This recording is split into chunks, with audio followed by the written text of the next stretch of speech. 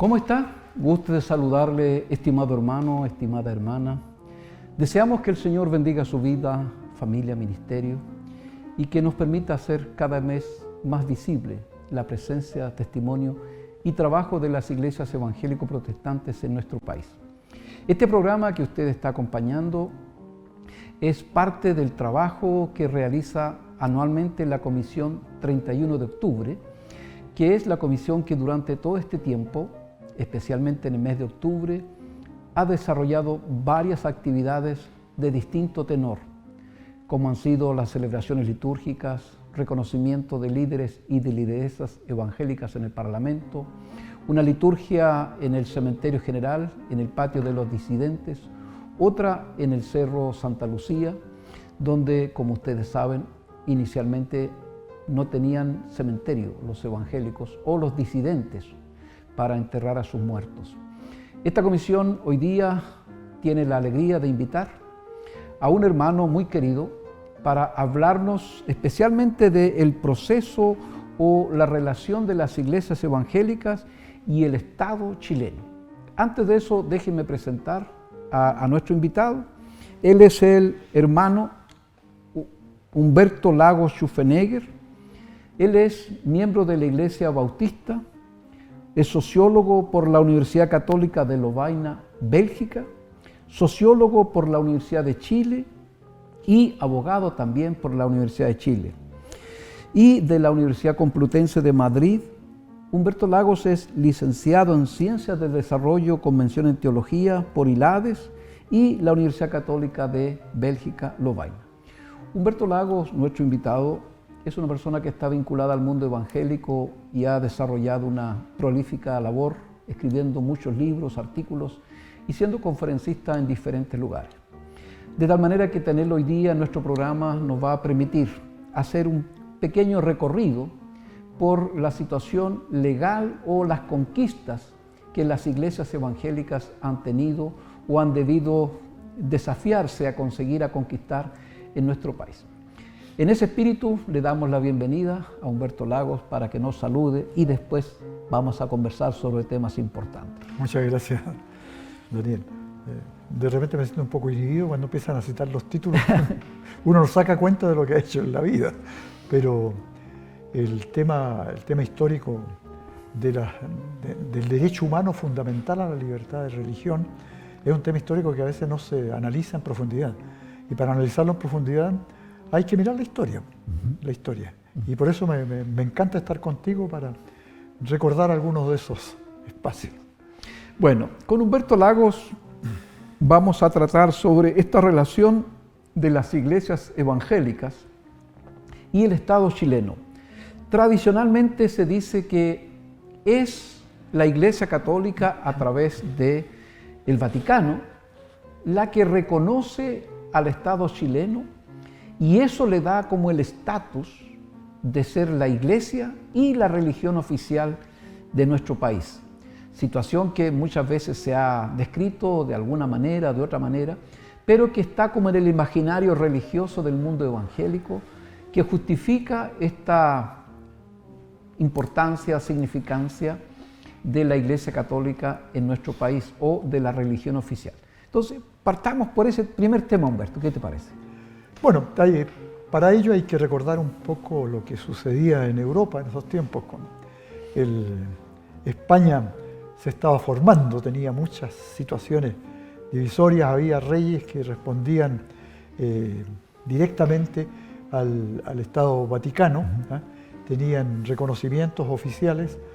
Entonces, cuando se producen las decisiones de descubrimiento y conquista, particularmente de los españoles y después llegan acá a América Latina, la Iglesia Católica siempre enviaba sacerdotes que estaban dentro de los grupos que venían, como digo, a conquistar las nuevas Indias.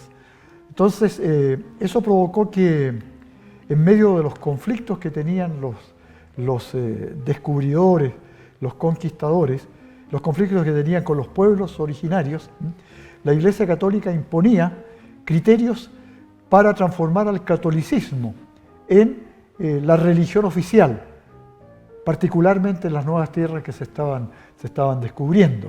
Y para ello el tema de tener relación de los conquistadores con los pueblos originarios.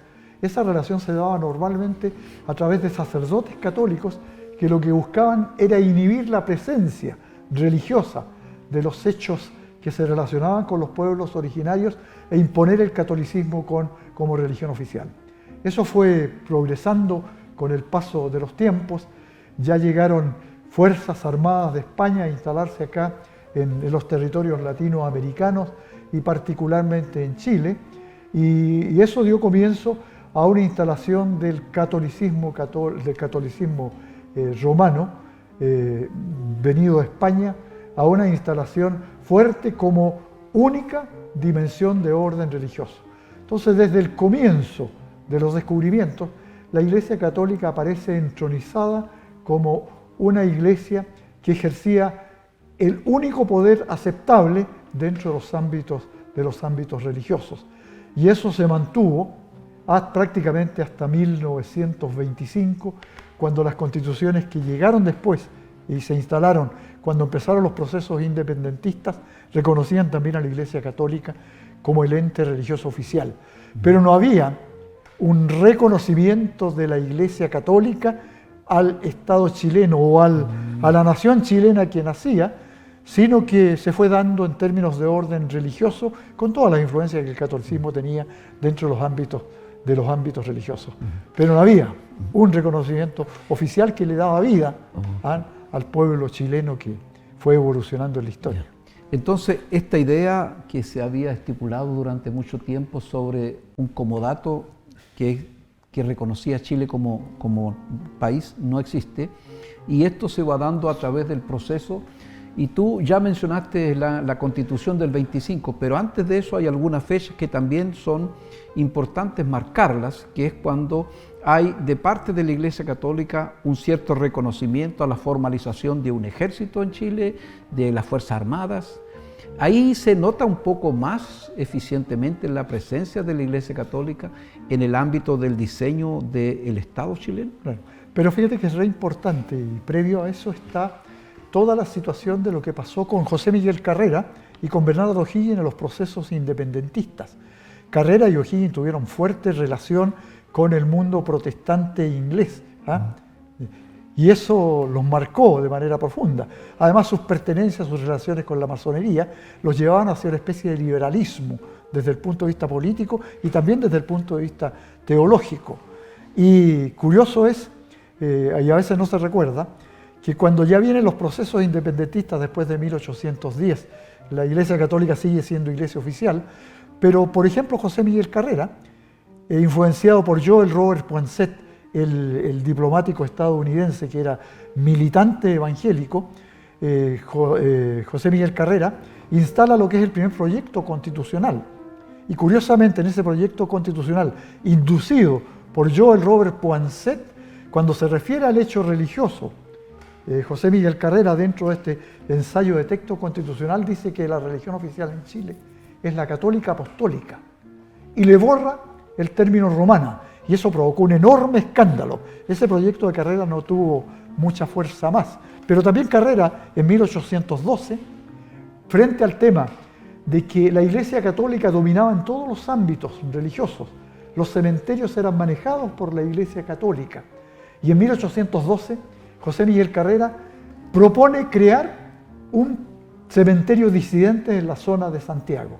Eso fue duramente combatido por el catolicismo y no pudo prosperar. Pero en 1819, el Senado de Chile, cuando ya estaba en el poder Bernardo O'Higgins, autoriza la creación de un patio disidentes en un cerro en Valparaíso, y O'Higgins lleva adelante ese decreto. En esos años viene un terremoto fuerte, como el que hubo estos días allá en La Serena, y los curas católicos, el poder católico, acusa que esa es la respuesta de Dios para sancionar a O'Higgins por estar abriendo espacio para la herejía protestante. Bueno, viene después la serie de constituciones, en todas se reconoce a la Iglesia Católica como iglesia oficial. La Constitución de 1833 hace lo mismo. Pero en 1865 ya hay alguna presencia del liberalismo político, y ya la presencia evangélica, particularmente en Valparaíso, era muy fuerte, muy importante, particularmente en los tiempos de O'Higgins, en 1820, 1821. Y cuando se produce el tema de 1865, hay una propuesta de una revisión de la Constitución, y hay una ley especial que permite que las tradiciones religiosas no católicas, léase evangélico o protestante, puedan edificar colegios e impartir educación desde sus tradiciones a los niños que estaban estudiando. Y eso instala ya un avance muy importante en este tipo de situaciones, que le abre espacios para que las tradiciones evangélico-protestantes puedan ejercer con mayor libertad la proclamación de su propia fe. Bueno, estamos hablando con el hermano Humberto Lagos sobre la relación de las iglesias evangélicas y el Estado de Chile o el Estado chileno. Estamos viendo estos vínculos que tempranamente el mundo protestante, vinculado a las iglesias de la Reforma, sea ingleses, norteamericanos, alemanes, empiezan a llegar a nuestro país, y lo hacemos justamente en este mes de octubre, en el cual celebramos el mes de la Reforma y el acto de Martín Lutero al clavar sus 95 tesis en la iglesia de Wittenberg en Alemania. Junto con eso también Humberto nos menciona este acercamiento del mundo evangélico protestante a lo que se llama los procesos de emancipación, o en este caso a los grandes líderes de la independencia chilena, como son Carrera y O'Higgins, y cómo ellos gradualmente fueron visibilizando, reconociendo o creando espacios para que las iglesias o los cristianos disidentes pudieran tener cierta presencia y reconocimiento en la sociedad chilena. Interesante lo que marca sobre el aporte y la osadía en ese tiempo de Bernardo O'Higgins al crear, ¿no es cierto?, estos patios de disidentes. Pero también en ese periodo, Humberto, se da el proceso de los matrimonios, que ya no solo los puede realizar la Iglesia Católica. Si pudiéramos avanzar entre ese hecho que va a enmarcar el aporte de Bernardo O'Higgins con los cementerios laicos, con el matrimonio laico, cómo eso se va dando hasta llegar al año 25. Y ahí hacemos otra pausa. Claro.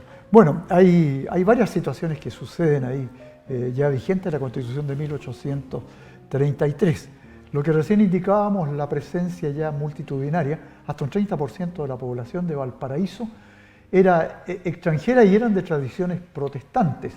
Entonces, en Valparaíso había mayores posibilidades de crear un patio de disidentes, como lo hizo Bernardo O'Higgins, por las presiones, pero eso se hizo también en función de las presiones de los gobiernos de diferentes países que ya tenían representaciones diplomáticas en Chile y que eran gobiernos protestantes. Entonces eso empezó a abrir un poco el ambiente. Pero hay que recordar que, por ejemplo, en materia de cementerios, la Iglesia Católica manejaba absolutamente quiénes podían ser sepultados allí, y solo lo eran quienes obedecían a las tradiciones católicas. Y acá, y tú mencionaste al comenzar nuestra conversación, que en el Cerro Santa Lucía en Santiago eran sepultados desde 1822 los protestantes, los disidentes, los herejes, los masones, los gitanos, que no podían ser sepultados en cementerios manejados por la Iglesia Católica, eran sepultados estos en un basural que había en el costado oriente del Cerro Santa Lucía. Y a ese basural, cuando llevaban los restos de las personas fallecidas, no podían llevarlos en urnas ni en ataúdes, porque la Iglesia Católica lo prohibía, y tenían que envolverlos en sábana, en ropa de cama, los enterraban allí, y la historia cuenta que en las noches jaurías de perros hambrientos llegaban a escarbar las tumbas y sacaban los restos de las personas muertas para alimentarse. Entonces, en este periodo ya empiezan a aparecer algunas fuentes liberales, algunas fuentes masónicas que permiten tener una mayor apertura particularmente en el campo del ejercicio de la fe trascendente.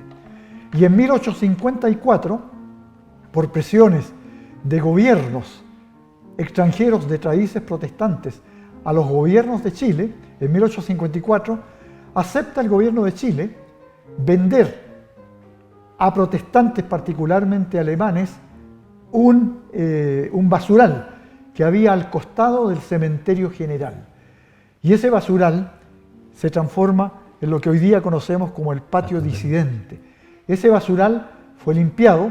Los primeros sepultados allí fueron niños, hijos de familias protestantes extranjeras. Y el cura de la parroquia que está cercana allí, en avenida hoy día llamada Independencia, ordenaba a sus prosélitos en la noche que fueran a sacar los restos de los protestantes, de los herejes allí enterrados, y los lanzaran a la calle.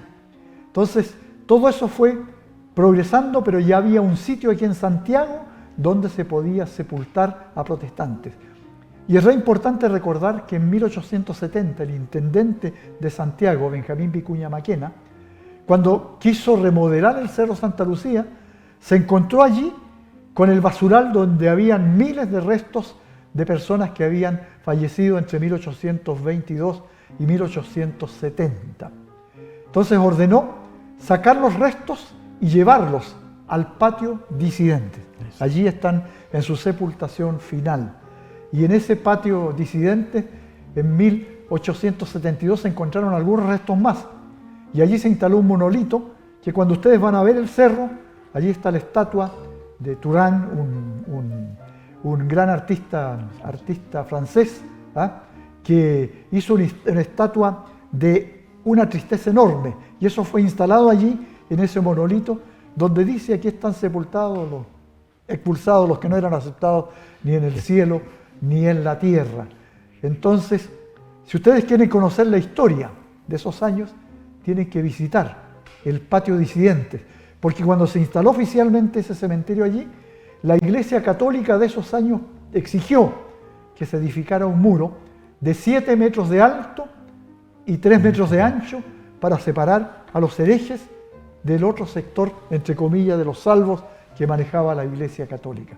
Hasta la muerte está marcada también por todo el tema de las controversias religiosas que se dieron en esos años. Bueno, estamos hablando con Humberto Lagos sobre la relación de las iglesias evangélicas y el Estado de Chile y cómo este proceso de disputa de alguna manera del territorio chileno inicialmente tuvo momentos muy bruscos, muy violentos, de gran discriminación, de persecución, y que muestra en lo que nos comparte Humberto cómo vivieron la fe los primeros evangélicos y evangélicas en nuestro país y cómo la sociedad inicialmente los trató. Sin duda, hoy día la relación con la Iglesia Católica tiene otros niveles, otros índices. Las cosas han cambiado bastante. Sobre esto vamos a conversar en un segundo momento a partir de la Constitución del 25 y vamos a tratar de llegar hasta las últimas décadas que hace que en Chile, por ejemplo, exista lo que se llama el Día Nacional de las Iglesias Evangélicas, lo que al parecer no existe en otro país de América Latina. Ese es un dato importante. Pero déjenme, antes de hacer la pausa, agradecer a Grace Garden Chile, porque nos regala estas plantas para hermosear nuestro estudio. Grace Garden Chile ofrece plantas de interior y de exterior, macetas de cerámica, pedestales metálicos. Su Instagram es @GraceGardenChile y el WhatsApp y teléfono es el +569 8866 2430. Nuestro saludo entonces a Grace Garden Chile. Hacemos un momento de pausa y después volvemos para hablar de la Constitución del 25 en adelante.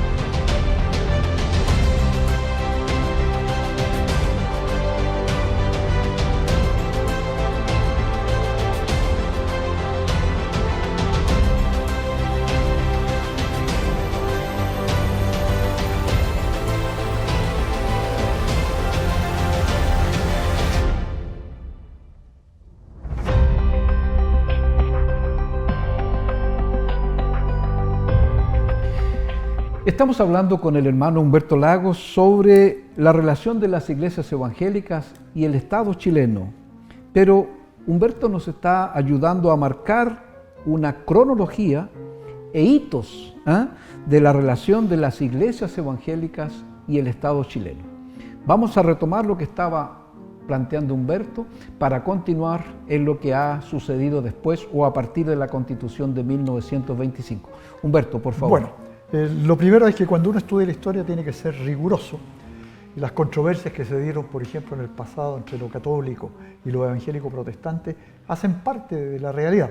Hoy día las situaciones han cambiado mucho con movimientos ecuménicos de encuentro, causas comunes que atienden las diferentes tradiciones religiosas de orden cristiano. Pero si uno va a la historia, hay que recordar que en 1910-1911 el gobierno de Chile envió lo que se llama, o intercambió con el Vaticano lo que se llaman cartas reversales, con el propósito de dar un reconocimiento especial a las Fuerzas Armadas de la época. Sobre ese tema el Papa Pío X, acogiendo lo que el gobierno de Chile estaba planteándole, redactó una bula papal que le dio reconocimiento al Ejército de Chile como órgano oficial desde el punto de vista de lo que es el trabajo de la Iglesia Católica. Y ese reconocimiento se transformó acá en Chile en 1911 en una ley que sigue vigente respecto del trato que la Iglesia Católica da a las Fuerzas Armadas, pero eso se ha ido morigerando y cambiando, haciendo igualitario con los cambios que se han ido produciendo en la historia de nuestro país. Luego, si uno quiere recordar la Constitución de 1925, el presidente Alessandri, él, antes de llevar adelante la Constitución, conversó naturalmente con el Estado Vaticano y les advirtió que acá, por la situación cambiante del orden político, esta Constitución iba a terminar con la religión oficial. Y la cuestión central de la Constitución de 1925, entre otras cosas importantes desde el punto de vista del respeto a espacios democráticos, es que se termina con la Iglesia Católica como religión oficial. Hubo un acuerdo entre estados que se le otorgó alguna cantidad de dinero por 5 años para obras sociales a la Iglesia Católica y se siguió con el hábito no constitucional de reconocer a la Iglesia Católica como una persona de derecho público, y las iglesias de tradiciones evangélico-protestantes que ya existían en derecho como personas de derecho privado, cuando apareció ya el Código Civil en 1870, 1875, siguieron siendo reconocidas las minorías religiosas, particularmente evangélicas y protestantes, como personas de derecho privado sin fin de lucro. Siguió el paso del tiempo y ya se produce, el tema de la dictadura militar. No hubo mayores cambios en ámbitos de trato para las entidades religiosas, y cuando ya se recupera la democracia, en 1992 el presidente Elwin acepta que algunos abogados nos dediquemos a trabajar un proyecto de ley para cambiar la situación jurídica de las minorías religiosas y particularmente de las iglesias evangélicas y protestantes. Y en 1993 el presidente Elwin envía este proyecto a trámite, más dedicado a las iglesias evangélicas y protestantes, pero después en el trámite constitucional, en el trámite legislativo más bien, ahí se van introduciendo cambios que promovíamos varios, de que fuera una norma general, genérica, que abarcara a todas las instituciones religiosas de Chile, y después de mucha discusión y mucho diálogo, se publicó la ley 19.638 en 1999 bajo el gobierno del presidente Friedrich Tagle, y también el reglamento que se dictó después bajo el presidente Ricardo Lagos.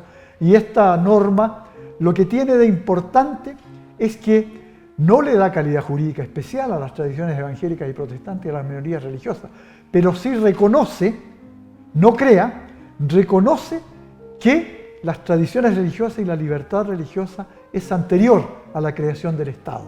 Y por eso es importantísimo que allí se otorgue en esta ley 19.638, reconocida como ley de culto, la calidad jurídica de persona de derecho público a las entidades que se acojan para tener personalidad jurídica de derecho público a esta ley. Interesante. Usted acaba de mencionar que entre el año 73 y 90, que es el periodo de la dictadura militar, la situación jurídica de las iglesias evangélicas prácticamente no sufrió ninguna modificación, sino que estas vienen a partir de la llamada recuperación o el proceso de transición que encabezó el presidente Elwin. Y ahí hay varios avances. Pero antes, yo me recuerdo en el gobierno del presidente Elwin, yo era presidente de la Confraternidad Cristiana de Iglesias, y cuando había ese primer presidente después de la dictadura militar, hicimos llegar una carta, un documento al presidente Elwin, proponiendo la creación, no sé si era de la UNAR, pero era de una secretaría especial que atendiera los temas religiosos de todas las tradiciones religiosas, cristianas, no cristianas en nuestro país, y espiritualidad. Me acuerdo de eso porque estábamos en un proceso de recuperación de la democracia, pero también en un proceso de hacer visibles las demandas, de alguna manera, que venían del mundo evangélico protestante. Y no sé si tú te acuerdas de ese periodo. Me acuerdo muy bien. Y me acuerdo que esa carta yo la esgrimí también cuando yo hablé con el ministro del Interior y naturalmente con el presidente, para recordarles que había un paso fundamental en materia de respeto de los derechos humanos que tenía que ver con la libertad religiosa y que tenía que buscarse los planos de igualdad. Y ahí llegamos, bueno, resumiendo a este tema. Pero hay situaciones recontra importantes. Cuando ustedes planteaban el tema de crear una oficina especial, se creó más bien asesorías. A mí me tocó ejercer asesoría en ese sentido. Pero después ya en el gobierno del presidente Ricardo Lagos, por ejemplo, se generó todo el tema de crear, de tener un capellán evangélico, reconocimiento expreso a las tradiciones evangélico-protestantes. También él estableció el tema del Día Nacional de las Iglesias Evangélicas. Se creó como un reconocimiento por parte del Estado. Y ese día después, en el periodo de la presidenta Michelle Bachelet, se transformó en un feriado legal. Hay que reconocer que el presidente Lagos y la presidenta Bachelet fueron muy importantes en materia de avanzar en el respeto al derecho humano fundamental de libertad de religión. Y después, en el periodo de la presidenta Bachelet, se crea esa oficina que ustedes habían planteado originalmente, la Oficina Nacional de Asuntos Religiosos. Cuando yo lo replanteé, porque estuve hablando con la presidenta Bachelet también sobre ello, me dijo, sí, tiene que crearse y se va a crear, pero me dijo, tú te haces cargo de la dirección. Así que tuve que asumir ahí, instalar por primera vez esa oficina que ha sido muy relevante en materia de avance para el respeto a la dignidad de las personas en los ámbitos de orden trascendente. El derecho a la religión, a la expresión religiosa como un dato fundamental en la historia de nuestro país. Hemos revisado rápidamente en este programa algunos de los hitos que han marcado la presencia de las iglesias evangélico-protestantes en nuestro país, con los desafíos, con las tareas pendientes, con la responsabilidad que tenemos ante nuestro Señor, pero también ante la sociedad civil, de dar testimonio a un país que lo necesita permanentemente. El avance de la proclamación de la Buena Nueva es siempre nuestro mayor desafío. El testimonio evangélico protestante que contribuya al encuentro, a la paz, a la reconciliación de nuestro país también es una tarea pendiente. Hoy día mencionamos algunos de los hitos que han marcado esta historia y Humberto Lagos nos ha acompañado con ello. Quisiera, Humberto, para cerrar el programa de hoy, que tú pudieras tener unas últimas palabras y así concluir y agradecerte tu presencia, que siempre ha sido muy grato contar contigo. Yo agradezco tu invitación, pero siempre he dicho que un pueblo sin memoria no tiene historia. Por eso esto de recordar a quienes abrieron los espacios para que nosotros gocemos de libertad es una obligación. Y particularmente dentro de las tradiciones jóvenes. Yo observo que hay poco conocimiento en las generaciones jóvenes acerca de estas situaciones que fueron tan relevantes para construir la historia que hoy día estamos viviendo en libertad. Bueno, agradecemos a ustedes su compañía, su presencia y esperamos verle la próxima semana. Que el Señor les bendiga, que el Señor les guarde, que el Señor acompañe y bendiga a nuestro país, especialmente en este tiempo que conmemoramos la Reforma Protestante, surgida en Europa, en Alemania y llegada a nuestros países en América Latina, especialmente a Chile. Bendiciones, que el Señor les guarde.